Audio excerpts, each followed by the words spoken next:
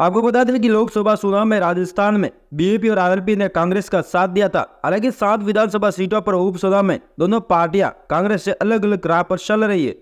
वहीं राजस्थान में विधानसभा सीटों पर उपचुनाव के लिए प्रचार अभियान जोरों पर है।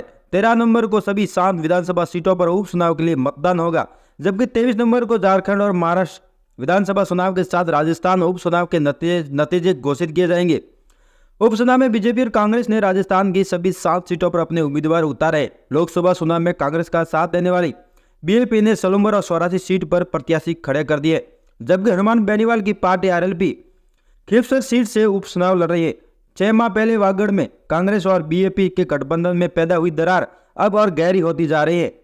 बीएपी सांसद राज ने कांग्रेस पर सीधा प्रहार करते हुए सलूम्बर और सौरासी में कांग्रेस की जमानत जब्त होने की बात कह दी।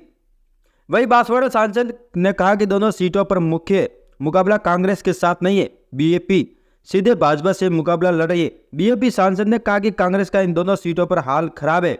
सौरासी विधानसभा सीट पर जीत का दावा करने वाली कहा कि उन्होंने पिछले चुनाव में सौरासी विधानसभा सीट पर 69,900 मतों से जीत दर्ज की थी। इस बार भी उपचुनाव में यह लीड बरकरार रहेगी। साथ ही सलूम्बर सीट पर भारत आदिवासी पार्टी अपनी जीत दर्ज करेगी। इस दौरान उन्होंने कांग्रेस और भाजपा पर जमकर निशाना बोला।